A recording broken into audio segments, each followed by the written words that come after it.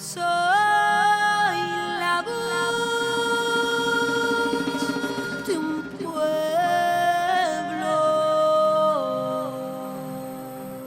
Soy los hijos que nunca vi crecer, la memoria perdida en la montaña en busca de justicia en un atardecer, la tristeza de mi hogar y el llanto de mi mujer.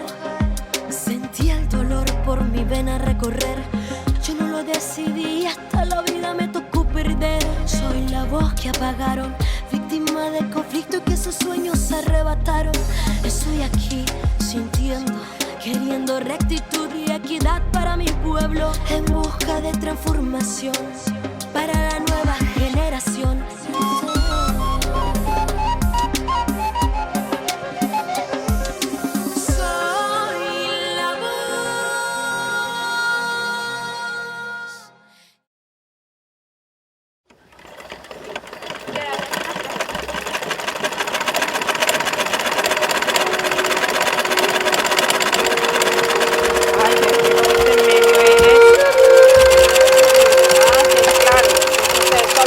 El pueblo zenú, si nos damos a la tarea de mirar dónde está ubicado en las sabanas, digamos, de Córdoba y Sucre, pero en la época de la llegada de los españoles estaba alrededor de los ríos Sinú, San Jorge y el Cauca. Mi nombre es Blanca Muñoz, soy del municipio de Tuchín, pertenezco al grupo étnico zenú y soy antropóloga de profesión. Tenemos que partir que el municipio de Tuchín, el resguardo indígena zenú, es su gente, el territorio, digamos, es una zona de paz. Sin embargo, la lucha por la tierra generó unos conflictos bastante dicientes.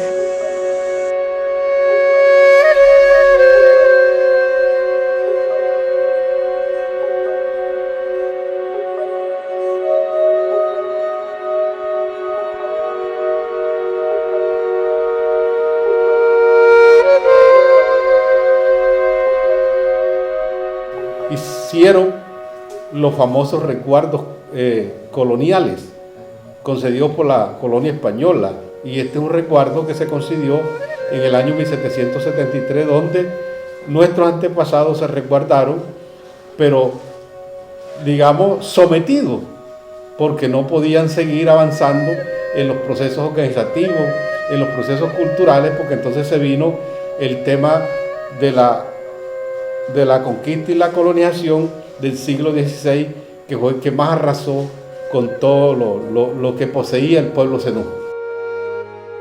En el año 1905, con la ley 55, a nivel de todo el país se disolvieron todos los resguardos, argumentando el Estado de que no existían indígenas poblando estos territorios, donde se posicionaron muchos finqueros o muchas personas que hacían parte también, digamos, de lo político, y eso hizo que hubiera una lucha por quién se quedaba con ese territorio. Se empezaron a organizar, duraron un periodo de más de 2 años, y el 21 de febrero del año 71 invadieron el primer predio, o llegaron a recuperar ese predio que se llama Aguas Mojosas y Esmeralda Norte. Desafortunadamente la gente fue sometida y fue detenida, fue parada a las cárceles de estos municipios, porque el dueño del predio les metió la infantería marina. Entonces la gente la obligaron a firmar unos documentos donde renunciaba a seguir invadiendo estas tierras, a sabiendas de que eran tierras de propiedad de los zenúes. Pero resulta que los zenúes no sabían en el instante de que esto era un resguardo. Se empezó a digamos, a hacer señalamientos. La lucha de tierra generó de que fueran señalados algunos líderes como grupos de izquierda. Y al llegar ese otro grupo, también al margen de la ley, pues vino haciendo justicia por sus propias manos. Y allí fue donde empezaron, en toda esta disputa, hubo muchos líderes que fueron asesinados por reclamar ciertos derechos. Era un territorio, a pesar de haber muchos municipios, había un abandono estatal por parte del gobierno local, departamental y nacional.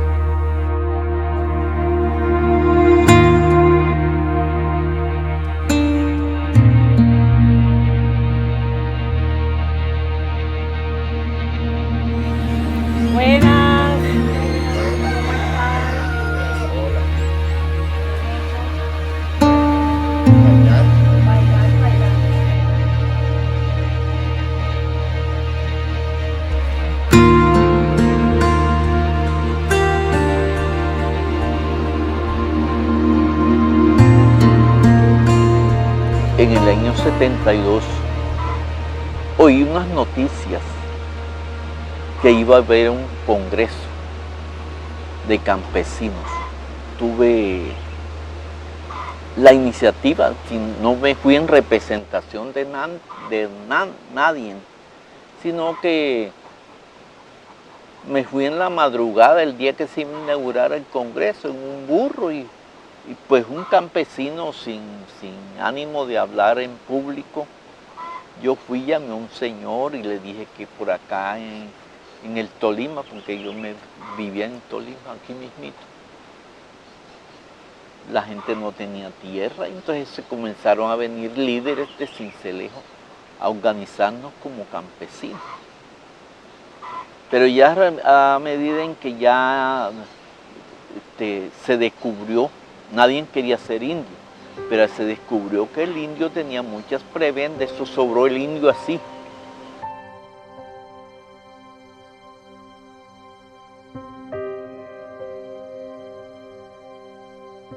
Vámonos por el lado indígena, ahí donde están nuestros derechos y hay que recuperarlos. Ahí es donde empiezan los líderes en ese momento a decir, somos indígenas y hay que ir por este camino. De ahí ya nos abrimos como movimiento indígena, como indígena, que hacíamos parte de un título y ya dejamos la asesoría o la orientación por la parte campesina. Sí, en ese entonces el movimiento campesino, cuando empezamos esa orientación, pues sí se nos tildaba de que nosotros que pertenecíamos a algunos grupos margen de la ley, como el caso de la guerrilla, y que producto de eso fue que el gobierno incidió, porque creían de que todo el que se organizaba y todo el que se metía en la lucha campesina era guerrillero, patrocinaba cualquier movimiento guerrillero. Entonces, por ese lado el gobierno nos persiguió y fuimos muy presionados por esa parte. Pero el pueblo en sí vive mal. Ojalá usted recorriera la zona. Milagro que metieron unas máquinas, no tienen agua potable, no tienen nada. Y eso según dicen, esos son miles de millones que llegan al resguardo. No se ve. En esta finca aquí en la cual donde yo vivo, nos mataron a un dirigente, gran dirigente, líder, se llama Osvaldo Terán Carpios.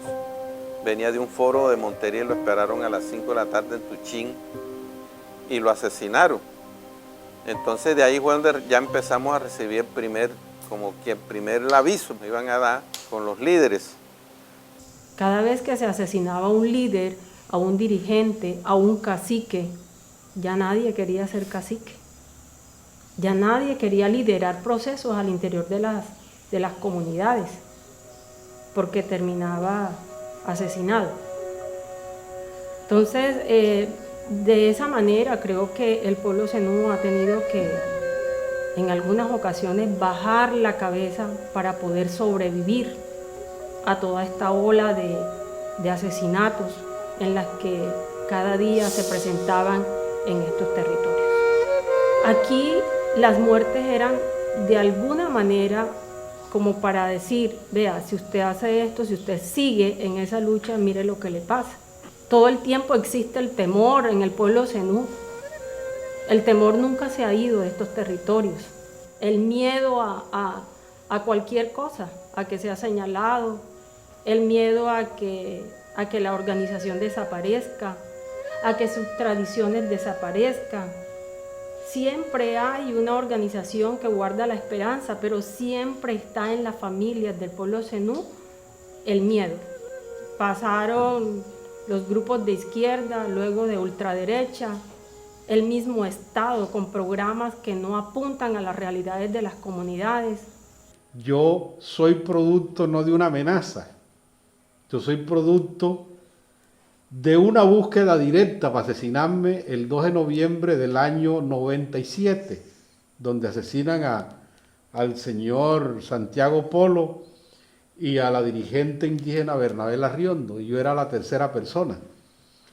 Entonces yo, porque era un perseguido más en ese instante, y me fui directamente de este territorio a la ciudad de Bogotá, gracias porque ya teníamos senadores indígenas. Y yo tuve la oportunidad desde allá con la dirigencia de acá y otros dirigentes de talla nacional de sentar al gobierno desde noviembre hasta enero en diferentes escenarios para que ellos tomaran estos casos, porque ya hubieran habido grandes masacres, para que tomaran estos casos y empezaran a mirar cómo paraban la violencia con esos actores armados. A mí afortunadamente tuve la oportunidad y mi capacidad de superarme, porque hoy vivo en el casco urbano gracias a ese desplazamiento, gracias a esos actores ilegales que me fueron a asesinar en cabeza del señor Sergio Manuel Córdoba, que hoy está detenido a través de Justicia y Paz pagando muchos delitos que cometió. Yo hoy estoy esperando una sentencia del Tribunal de Justicia y Paz de Bogotá, porque ni siquiera hoy la reparación que tengo derecho por ley 1448 me la han pagado. A mí el gobierno, después de 23 años, no me ha dado un centavo.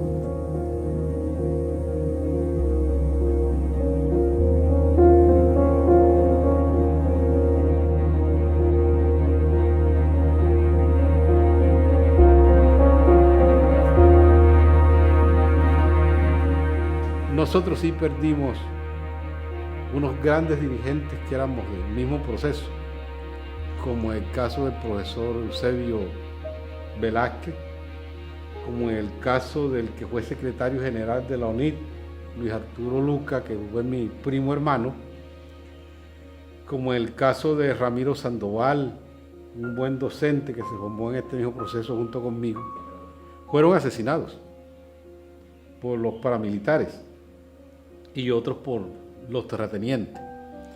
En el caso de Osvaldo Terán, una muerte que está en la impunidad, que no se ha aclarado.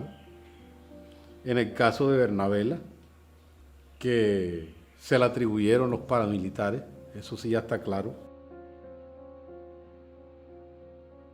Ya el pueblo San Andrés, el municipio de San Andrés, el resguardo zenú ya dijo, Zoila, Cristina y Bernabé Arriondo son unas líderes de mucho respeto y de mucho prestigio. Fue difícil, pero lo logramos. Principalmente los esposos.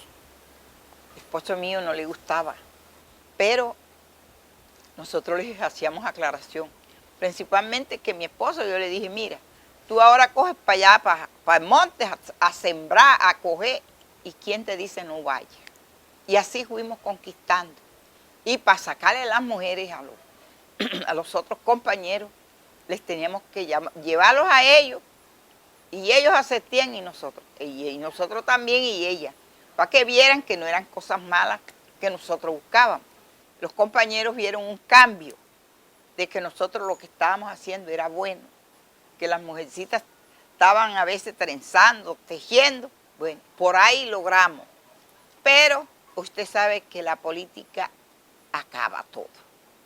Que nosotros los indios no votábamos, pero cuando ya llegamos, que sí íbamos a llevar a un concejal y sí íbamos a llevar un alcalde, de ahí vino ya el rompimiento, que de ahí vino la muerte de mi hermana. Salí yo de consejo y salió Nilso de consejo. Entonces, ¿qué dijeron ellos? Que Bernabela ahora no era la alcaldesa, porque había sacado 2 concejales, pero que en la próxima la alcaldesa iba a ser Bernabela. Ahí vino el problema y por eso la mataron. Y que va a las 3 o 2 de la madrugada, me vinieron a buscar a mí y a mi mamá, que habían matado a Bernabela. Sí, ¿cómo recuerda a Bernabela? Mi hermana, muy altivo yo. Eso lo cogía a usted y lo envolvía, pero nada, para nada malo, para lo bueno. Esa era una mujer que tenía talento.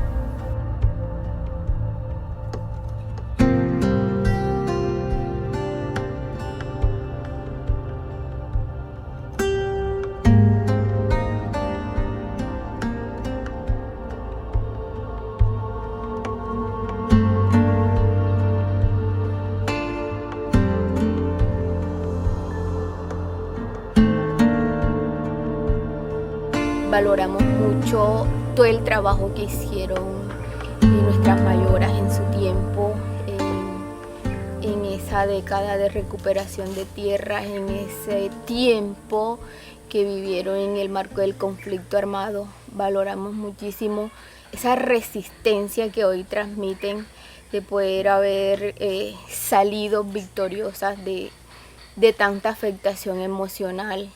Más que papel debemos jugar es qué rol vienen haciendo nuestras mujeres desde tiempos ancestrales, y uno de esos roles importantísimos es la transmisión de saberes. Siempre lo digo, nuestras mayoras, todas las mujeres son las dueñas del saber ancestral, y es ese conocimiento que se da de mamá a hijos, que los niños nacen trenzando, por ejemplo. Ese es el lenguaje de la mujer zenú. Bueno, los jóvenes, pienso que ese contacto con el estudio, el salir del resguardo, ellos están trazando metas. No nos hemos detenido a escucharlos, porque algunos incluso se dedican a promocionar nuestras culturas, nuestras tradiciones. Entonces, por eso estamos hablando de una educación propia, y que los maestros que vayan a darle clase o a darle esas clases a nuestros hijos sean indígenas propios que de la comunidad nativo, para que ellos vayan e implementen parte de esos usos y costumbres. Por eso estamos hablando de una educación propia.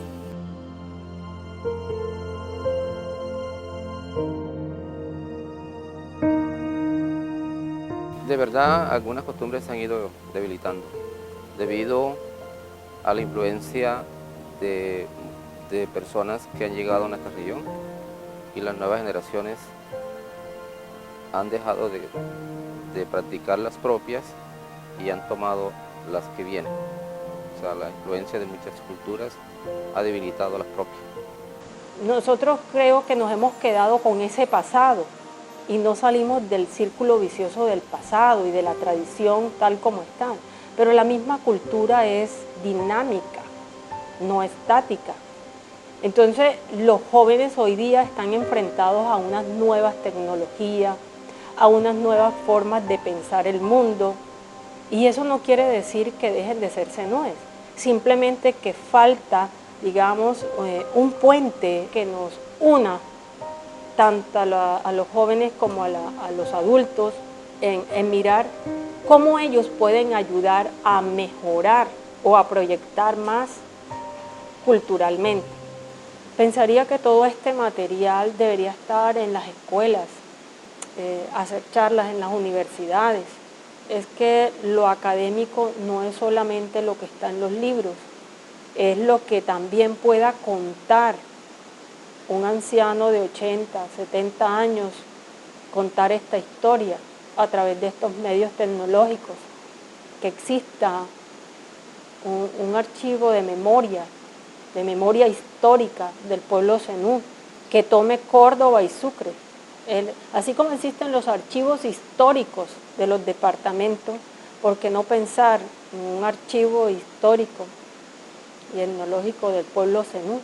La historia del pueblo zenú está en la cabeza de cada uno de nosotros, pero no existe un lugar donde encontremos todos estos materiales que se han producido, tanto escritos como en medios audiovisuales, como los testimonios de las víctimas. No existe, está todo disperso. Valdría la pena recoger todo este material que ya está en todas las instituciones, en muchas instituciones. Todo el mundo viene aquí, hace el material, se terminó el proceso, se terminó el proyecto, pero el material no está en ninguna parte del resguardo indígena zenú. No hay un sitio donde podamos tener como ese centro de memoria, y pensaría que esa sería una buena alternativa.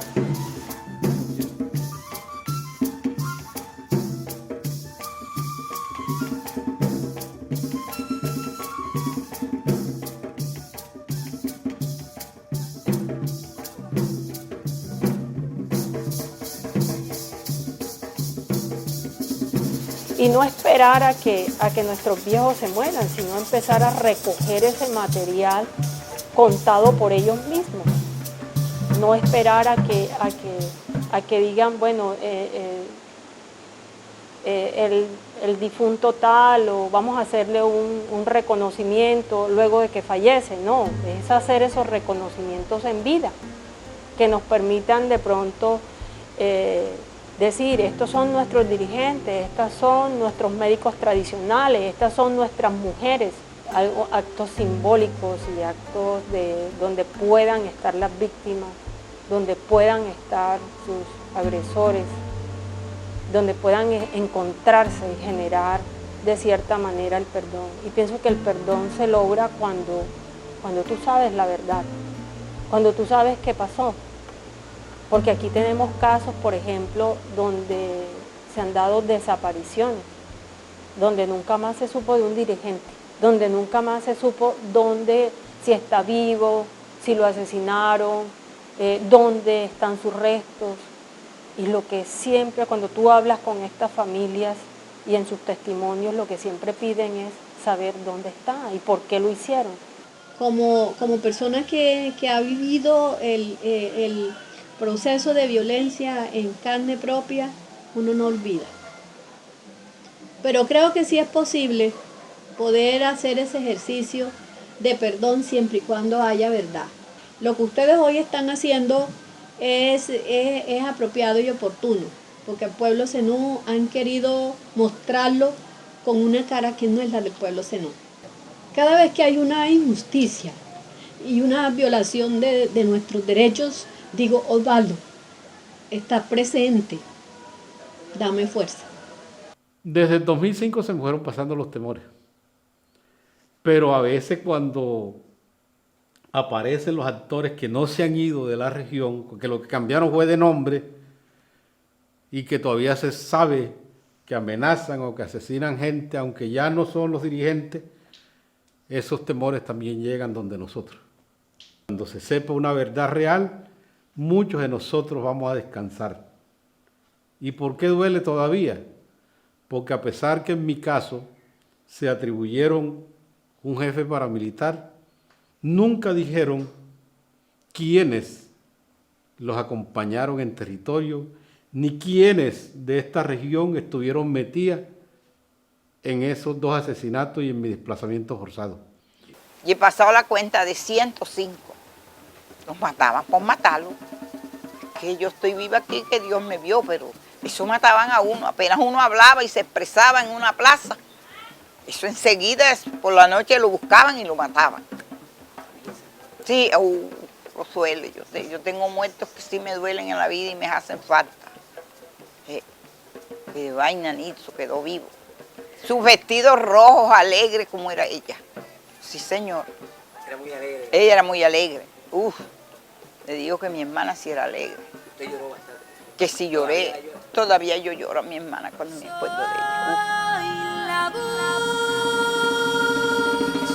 de un pueblo.